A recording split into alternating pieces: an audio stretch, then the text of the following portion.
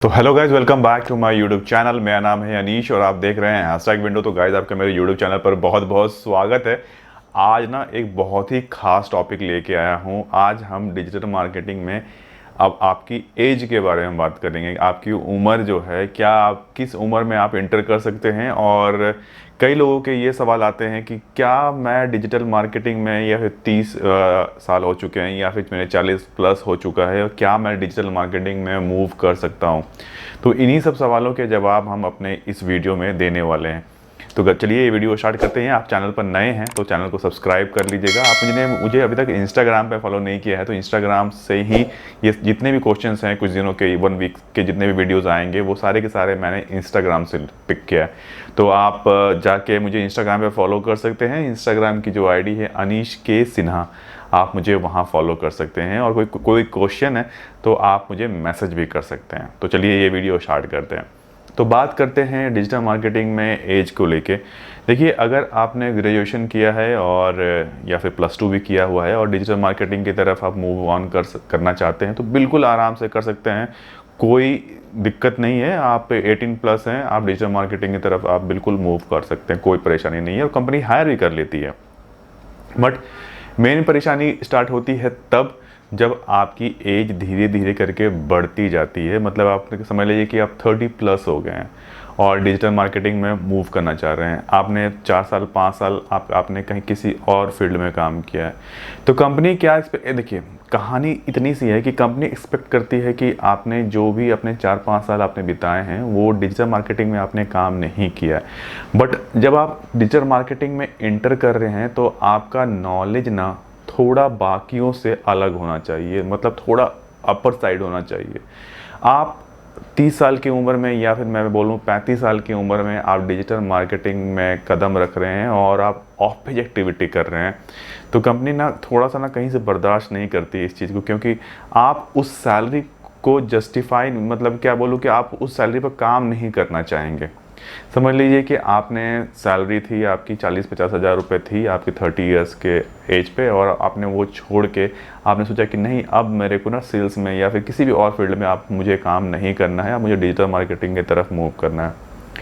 अब सैलरी आपकी हो गई बिल्कुल हाफ। अब 18-20 हज़ार में आप ऑफ पेज एक्टिविटी कर रहे हैं किसी कंपनी में।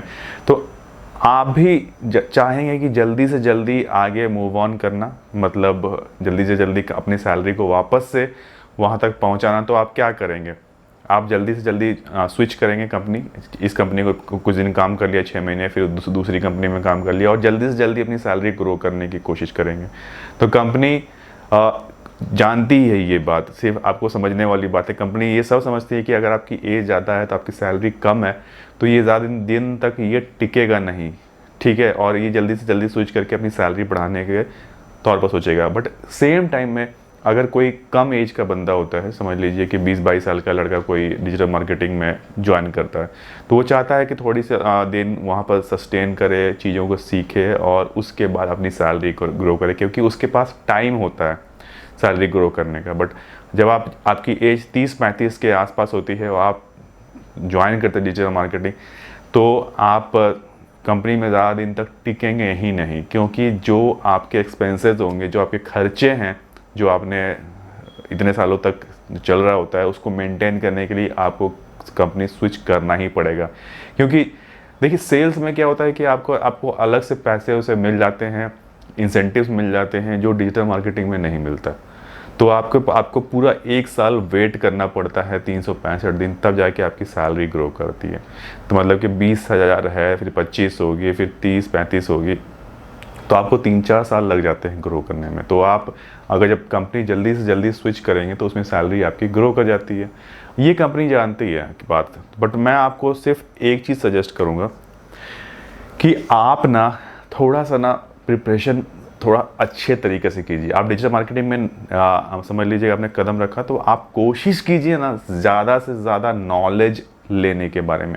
सिर्फ ऑफ पेज एक्टिविटी नहीं, ऑन पेज एक्टिविटी भी, और गूगल एडवर्ड और सोशल मीडिया, सारी चीज़ों के बारे में ना आप डिटेल में नॉलेज ले लीजिए, बल्कि प्रैक्टिकल भी कर लीजिए। 6 महीने छोटी मोटी कोई कंपनी ज्वाइन कर लीजिए, 2-3 महीने, जिससे कि आप सारी चीज़ें प्रैक्टिस कर सकें। तब आप इंटरव्यू देने के लिए आप दे दोगे किसी बड़ी कंपनी का, तो आराम से क्लियर हो जाएगा। But at the same time देखिए, मैं फिर से बोलूँगा कि जो आपका पिछला बैकग्राउंड होता है ना, उसको कैसे कवर अप करना है वो आपको देखना है। कैसे आप जस्टिफाई कर सकते हो डिजिटल मार्केटिंग में, अगर आप किसी और चीज़ में काम कर रहे हो तो वो ना, उस पर आपको काम करने की ज़रूरत पड़ेगी। सारी चीज़ें मैं नहीं बता सकता कि क्या करना चाहिए ऑन वीडियो, बट आपको वो चीज़ें ना कवर अप करने के लिए कुछ ना कुछ तो करना पड़ेगा। आप समझ जाइए जो मैं बोलना चाह रहा हूँ, क्योंकि आप एक एज पर आप पहुँच चुके हो, समझिए 35-40 के एज पर पहुँच चुके हो और डिजिटल मार्केटिंग में मूव करना चाह रहे, तो आपको कुछ तो ऐसा कुछ रखना पड़ेगा कि हाँ, कि मैं जानता हूँ और मैं इन बाकियों से काफ़ी बेटर हूँ, तो तभी आप डिजिटल मार्केटिंग में अब आगे देख सकते हैं।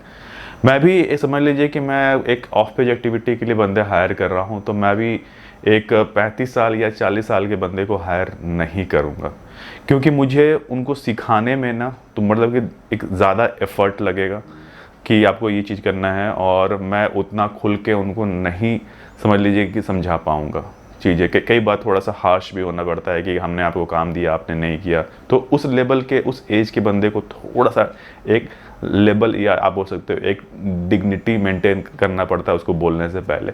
तो चीज़ें समझ जाइए जो मैं बोलना चाह रहा हूँ। तो एज थोड़ा सा, आप इस चीज़ पर अगर आप काम कर लेते हैं अपने एक्सपीरियंस के ऊपर, तो आपके लिए स्मूथ हो जाएगा आगे वाला जाने वाला टाइम, बाकी और कोई दिक्कत नहीं है। ठीक है, तो आज के लिए बस इतना रखते हैं और फिर मिलेंगे बहुत ही जल्दी नेक्स्ट वीडियो में। तब तक के लिए टेक केयर, नमस्कार।